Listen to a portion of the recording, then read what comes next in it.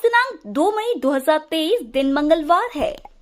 Welcome back सुप्रभात news MP. चलिए देखते हैं मध्य प्रदेश की छोटी एवं बड़ी खबरों को। राज्य के लाखों कर्मचारियों का जल्द बढ़ेगा डीए, सैलरी में आएगा बम्पर उछाल, पेंशनरों को करना होगा इंतजार। एक तरफ मध्य प्रदेश के 7 लाख कर्मचारियों को जल्द 4% महंगाई भत्ते का तोहफा मिलने वाला है, इसके लेकर तैयारियां शुरू हो गई हैं। वहीं दूसरी तरफ 4.5 लाख पेंशनरों को अब तक महंगाई राहत का इंतजार है। एमपी के वित्त विभाग ने छत्तीसगढ़ सरकार को डीए में वृद्धि के लिए 2 बार पत्र भी लिखा, लेकिन अभी तक कोई निर्णय नहीं हुआ है। वर्तमान में एमपी के पेंशनरों को 33% डीआर तो कर्मचारियों को 38% डीए का लाभ मिल रहा है। वहीं केंद्रीय कर्मचारियों को भी 42% डीआर का लाभ मिल रहा है। महंगाई राहत में वृद्धि न होने पर पेंशनरों में नाराजगी बढ़ती जा रही है। इससे हर महीने 400 से 4,000 रुपए तक का नुकसान हो रहा है। हालांकि शिवराज सरकार पेंशनरों की डीआर में 5% वृद्धि का फैसला ले चुकी है और इसके लिए वित्त विभाग ने एक प्रस्ताव बनाकर सहमति के लिए छत्तीसगढ़ सरकार को भी भेजा है। अगले महीने हर घर में नल से जल पहुंचाने का दावा। दूसरी तरफ बढ़ रहा है विरोध प्रदर्शन। शहर में गर्मी तेज होते ही पानी की समस्या बढ़ने लगी है। कई क्षेत्रों में इसके लिए विरोध प्रदर्शन भी शुरू हो गए हैं। वहीं दूसरी तरफ सरकार और प्रशासन दावा कर रहे हैं कि अगले महीने तक इंदौर के हर घर में नल से पानी पहुंच जाएगा। हाल ही में हर घर नल से जल के संकल्प को साकार करने वाली केंद्र सरकार की महत्वाकांक्षी जल जीवन मिशन योजना की समीक्षा बैठक हुई। इसकी अध्यक्षता प्रमुख अभियंता लोक स्वास्थ्य यांत्रिकी विभाग भोपाल संजय कुमार अथवान द्वारा की गई। बैठक में मुख्य अभियंता यंत्री और इंदौर एवं उज्जैन संभाग के 15 जिलों में पदस्थ कार्यपालन यंत्री, सहायक मंत्री व उपयंत्री उपस्थित रहे। एनएचएम कार्यालय का घेराव करने पहुंचे स्वास्थ्यकर्मी। डॉक्टरों ने विरोध में बांधी काली पट्टी। स्वास्थ्य विभाग के डॉक्टरों और स्वास्थ्य कर्मियों ने एक बार फिर मोर्चा खोल दिया है। राजधानी में राष्ट्रीय स्वास्थ्य मिशन मध्य प्रदेश इकाई के प्रदेश कार्यालय के बाहर बड़ी संख्या में सोमवार सुबह से संविदा स्वास्थ्यकर्मी जुट रहे हैं। ये कार्यालय का घेराव करने की तैयारी कर रहे हैं। पूर्व से आंदोलनरत इन कर्मचारियों की मांग है कि उनका संविलियन एनएचएम में खाली पदों पर नहीं किया जा रहा है। इन कर्मचारियों की बड़ी संख्या में पहुंचने के कारण मुख्य सड़क पर जाम की स्थिति है। राहगीरों को परेशान होना पड़ रहा है। उधर हमीदिया व जेपी अस्पताल समेत अन्य शासकीय अस्पतालों में डॉक्टर सुबह से काली पट्टी बांधकर काम कर रहे हैं। ये उनके कामकाज में बाहरी दखल को खत्म करने और केंद्र के समान पदोन्नति की मांग कर रहे हैं। आईटी पार्क फेज 3 व 4 के बनने से मिलेगी 20,000 से ज्यादा युवाओं को तकनीकी उड़ान। पुणे, बेंगलुरु के बाद अब इंदौर भी आईटी हब के रूप में देश के नक्शे पर उभरता जा रहा है। इंदौर में वर्तमान में 300 आईटी कंपनियां करीब 50,000 लोगों को रोजगार दे रही है। इंदौर शहर में आईटी कंपनियों को बेहतर सुविधाएं व रेडी टू स्टार्ट इंफ्रास्ट्रक्चर बनाकर देने का प्रयास मध्य प्रदेश औद्योगिक विकास निगम द्वारा किया जा रहा है। वर्तमान में खंडवा रोड पर आईटी पार्क की 2 इमारतें इसका उदाहरण है, जिनके तैयार होने के बाद आईटी कंपनियों का इंदौर की ओर रुझान बढ़ा। इसकी सफलता को देखते हुए एमपीआईडीसी अगले 15 दिन में 2 नए आईटी पार्क की आधारशिला रखने जा रहा है। इसमें से खंडवा रोड पर क्रिस्टल आईटी पार्क के पास आईटी पार्क 3 व रेडीमेड कॉम्प्लेक्स में आईटी पार्क 4 इमारत का निर्माण किया जाएगा। अधूरे पंजीयन से किसान परेशान। मसूर की खरीदी सीमा बढ़ाने की मांग। मध्य प्रदेश में समर्थन मूल्य पर अनाज के उपार्जन की प्रक्रिया जारी है, लेकिन पिछले माह किसानों के पंजीयन की प्रक्रिया अधूरी होने से लाखों किसान अपनी उपज बेचने से वंचित है। तहसील स्तर पर किसानों के खाते अपडेट न होने के कारण यह समस्या पैदा हुई है। हर गाँव में औसत 15-20% किसान ऐसे बताए जा रहे हैं जिनके पंजीयन नहीं हो पाए हैं। विभागीय अधिकारियों से यह मांग की जा रही है कि उपार्जन की प्रक्रिया के दौरान ही 1 हफ्ते के लिए ऑनलाइन पंजीयन खोल दिया जाए ताकि सारे किसान अपनी उपज बेच सके। इसके अलावा प्रदेश में उपार्जन केंद्रों पर मसूर की खरीदी लिमिट 2.5 कुंटल प्रति बीघा तय की गई है, जबकि कई जिलों में 4 से 5 कुंटल प्रति बीघा की उपज होने से ज्यादातर किसान उपार्जन केंद्रों तक मसूर नहीं ले जा पा रहे हैं।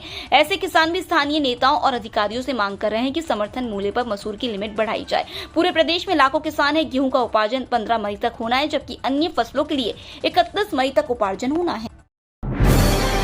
मध्य प्रदेश में जय आदिवासी युवा शक्ति संगठन के सभी धड़े मिलकर लड़ेंगे चुनाव।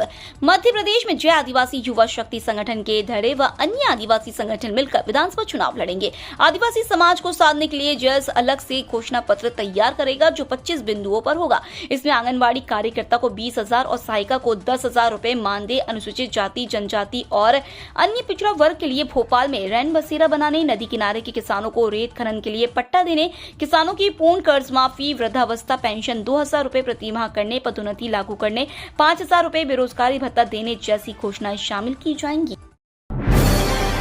अब विद्यार्थी घर बैठे ही इस सत्र से एमबीए, एमसीए और साइबर सिक्योरिटी की पढ़ाई कर सकेंगे। अब विद्यार्थी घर बैठे ही दुरुस्त शिक्षा प्रणाली के माध्यम से सत्र से MBA, MCA और साइबर सिक्योरिटी सहित अन्य PG और डिप्लोमा पाठ्यक्रम में पढ़ाई कर सकेंगे। अब कहीं से भी विद्यार्थी भोज विश्वविद्यालय से मुक्त शिक्षा प्राप्त कर सकते हैं।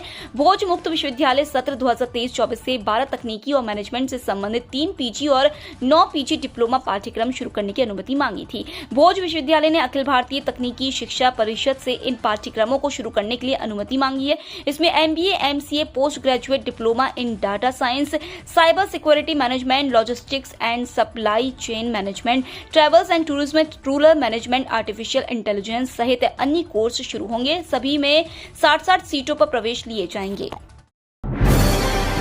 कॉपी जांचने के बाद प्रत्येक प्रश्न के अंक चढ़ाना पड़ रहे पोर्टल पर। 5वीं 8वीं परीक्षा की उत्तर पुस्तिका का मूल्यांकन काफी धीमा चल रहा है। ऐसे में 15 मई तक रिजल्ट आना थोड़ा मुश्किल है, क्योंकि कॉपी जांचने में लगे शिक्षकों को अधिक समय लग रहा है। इसकी वजह यह है कि जांचने के बाद प्रत्येक प्रश्न के प्राप्त अंक पोर्टल पर अपलोड करना पड़ते हैं। पूरी प्रक्रिया में 10 से 15 मिनट लगते हैं। शिक्षकों की मांग है कि अंक चढ़ाने के लिए प्रत्येक मूल्यांकन केंद्र में कंप्यूटर ऑपरेटर की व्यवस्था की जाए। हालांकि अधिकारियों ने इस दिशा में अभी कोई निर्णय नहीं लिया है। मजदूर दिवस पर कमलनाथ की बड़ी घोषणा। कांग्रेस सरकार बनने पर 1 मई को सरकारी अवकाश घोषित करेंगे। पूर्व मुख्यमंत्री कमलनाथ ने मजदूर दिवस पर बड़ी घोषणा की है कि कांग्रेस की सरकार आने पर मजदूरों के सम्मान में 1 मई को सरकारी अवकाश घोषित किया जाएगा। अंतर्राष्ट्रीय मजदूर दिवस पर आज वो गोविंदपुरा विधानसभा क्षेत्र में एक सभा में सम्मिलित हुए। इस मौके पर उन्होंने ये घोषणा की। साथ ही ये भी कहा कि पत्रकारों के लिए भी कांग्रेस कड़ा सुरक्षा कानून लाएगी और उनकी कलम और कैमरा किसी दबाव में नहीं रहेगा। बता दें कि गोविंदपुरा सीट लंबे समय से बीजेपी के वर्चस्व वाली सीट रही है और कांग्रेस यहां खाता खोलना चाहती है। यहां आयोजित सभा को संबोधित करते हुए PCC अध्यक्ष कमलनाथ ने कहा कि मजदूर दिवस पर श्रम शक्ति के मंदिर को प्रणाम करता हूं। चिन्हित भूमि के आसपास माइनिंग के चलते अब कटनी में नहीं बनेगी हवाई पट्टी। मध्य प्रदेश की कटनी में हवाई पट्टी नहीं बनाई जाएगी। जिले के मझगवा में हवाई पट्टी के लिए चिन्हित की गई भूमि के आसपास माइनिंग के पट्टे हैं, जहां निरंतर खनन होता है। इससे हवाई पट्टी बनाने के मानकों का उल्लंघन हो रहा है। कटनी कलेक्टर द्वारा विमानन विभाग को भेजी गई रिपोर्ट में यह तथ्य सामने आने के बाद यह हवाई पट्टी बनाने का निर्णय निरस्त कर दिया है। विभाग ने यह तर्क भी दिया है कि कटनी के पास जबलपुर है, जो कि करीब 94 किलोमीटर दूर है और यहाँ हवाई सुविधा उपलब्ध है। उम्मीदवारों के लिए खबर, 2 मई तक पूरा कर ले ये काम। इस दिन जारी होगी exam city slip. Common university entrance test UG के लिए आवेदन करने वाली उम्मीदवारों के लिए बड़ी अपडेट सामने आई है। नेशनल टेस्टिंग एजेंसी ने 1 मई को CUET UG का करेक्शन विंडो ओपन कर दिया है। उम्मीदवार 2 मई 2023 तक एप्लीकेशन में संशोधन कर सकते हैं।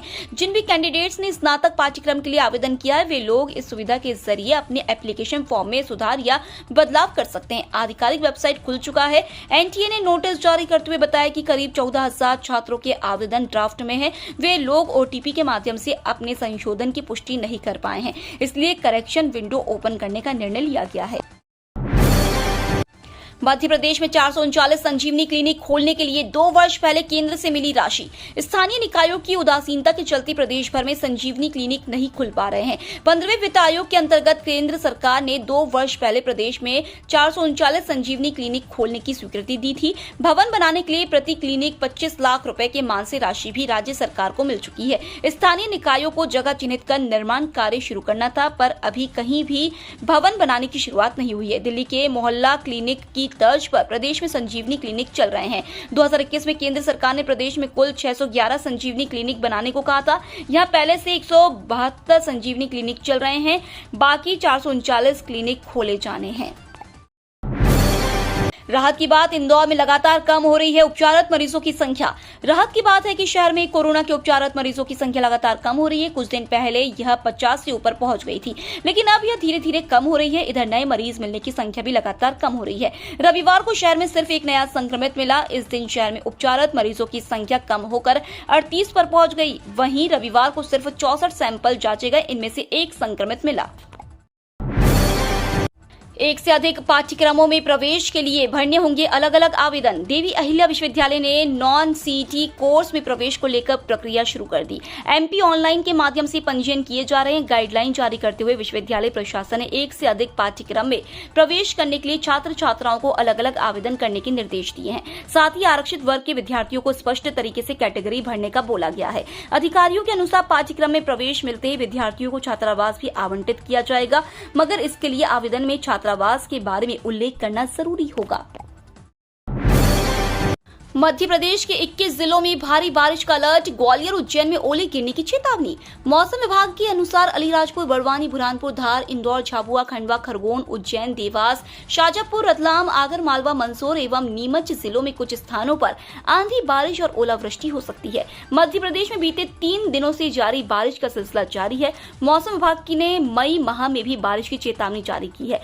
जहाँ बारिश से लोगों को मई माह में पड़ने वाली भीषण गर्मी से राहत मिल गई है, तो वहीं जनजीवन बुरी तरह से प्रभावित हुआ है। मौसम विभाग की रिपोर्ट के अनुसार आगामी कुछ घंटों में प्रदेश के 20 से ज्यादा जिलों में तेज आंधी तूफान के साथ बारिश हो सकती है।